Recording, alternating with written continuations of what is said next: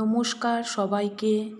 রাজার শহর কোচবিহার থেকে আমি মৌমিতা তোমাদের সবাইকে স্বাগত জানাই আমার একটা নতুন ভিডিওতে। তো আজকে রোববার, সকাল এখন বাজে 10টা। সকালে ঘুম থেকে উঠে ব্রাশ করে আমাদের চা খাওয়া হয়ে গেছে। সকালে টিফিনের ব্যবস্থা করব।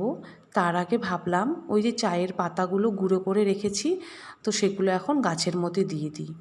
যাই হোক, সকালটা শুরু করলাম এভাবেই। বাজার থেকে এনেছি চিকেন, যেহেতু রোববার, তো চিকেন বা মটন কিছু তো একটা হয় মধ্যবিত্ত বাঙালি ঘরে। আর সকালে খেয়েছি হলো ডিম টোস্ট। তারপর চলে এলাম একেবারে আমি রান্নার জোগাড় করতে। তো চিকেনটা হলো আমি ভালো করে ম্যারিনেট করে রেখেছি। এখানে পেঁয়াজ রসুন আদা সব কাটা আছে। আলু ভেজে নিচ্ছি আর এদিকে মশলাটাও তৈরি করে নেব। তো ওইদিকে মাংসটা বসিয়ে আমি চলে এলাম, একটুখানি দেখলাম যে মশলাটা ফাঁকা হয়ে গেছে, কালো জিরের কৌটোটা। তো কালো জিরেটা ভরে নিলাম আর একটু হলুদটাও ভরে নিলাম, হলুদটাও ফাঁকা হয়ে গেছিলো। তো যাই হোক, মশলাপাতির কাজ আমার শেষ, তাই মশলাগুলোকে কৌটোগুলোকে জায়গার জিনিস আমি জায়গায় রেখে দিলাম। আর এই যে কৌটোটা এখন দেখাচ্ছি, এটার মধ্যে আমি কিছু মশলা গুঁড়ো করে রাখি, যেটা আমি চাটনি করার পরে দিয়ে নামিয়ে নিই।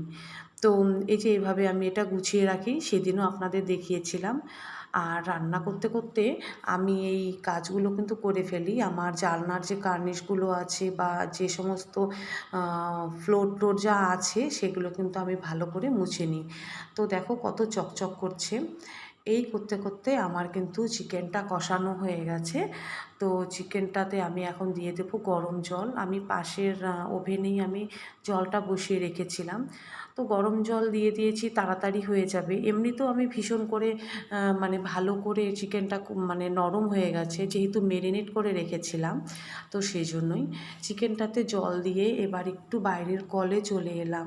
তো এই যে দু তিনটে কাপড় না কয়েকদিন থেকেই পড়েছিল, ঠাকুরের কাপড় এগুলো।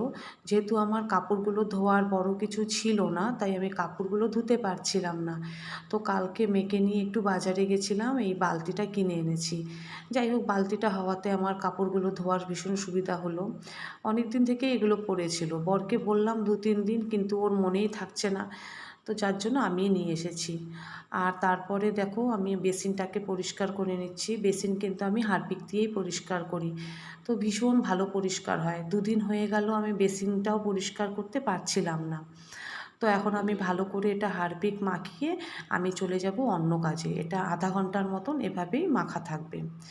যাই হোক, এটা আমার চিকেনের ফাইনাল লুক। আমি কিন্তু একটু ধনেপাতা দিয়ে গ্যাসটা বন্ধ করে নিয়েছি।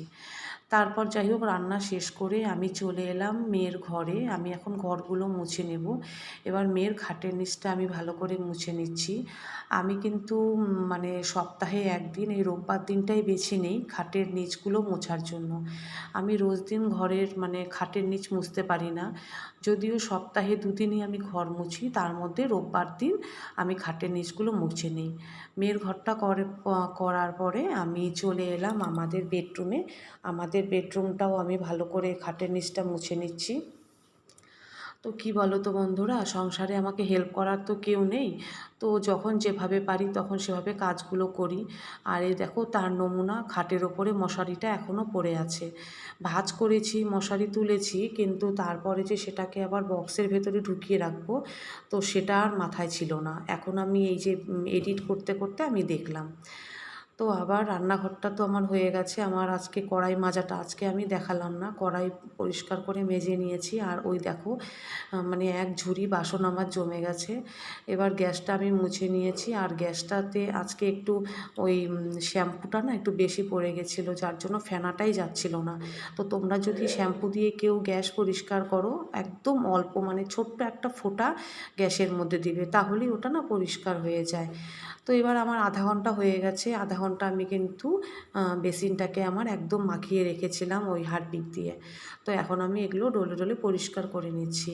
তো হারপিক দিয়ে একটু যদি আমরা মাখিয়ে রাখি না, তো মানে খুব তাড়াতাড়ি এটা ইসে হয়ে যায়, মানে ভালো হয়ে যায়, জিনিসটা ঠিকঠাক থাকে আর কি। মানে বোঝাতে চাচ্ছি যে বেসিনটা খুব ভালো করে পরিষ্কার হয়ে যায়। যাই হোক, অনেক কথা বলি তো বন্ধুরা, উল্টোপাল্টা একটু হয়ে যায়, তোমরা কিছু মনে করো না। তো আস্তে আস্তে চেষ্টা করছি সব কিছু ঠিকঠাক করার, তোমরা একটু মানিয়ে নিও। বুঝতেই তো পারছো নতুন শুরু করেছি সব কিছু। তো এই দেখো আমার বেসিনের ফাইনাল লুক, বেসিনটা একদম নতুনের মতন হয়ে গেছে, চকচক করছে। তো বেসিন পরিষ্কার করে চান করে পুজো দিয়ে খাইয়ে চলে এলাম খাবারের টেবিলে, মানে ডান হাতের কাজ সারতে।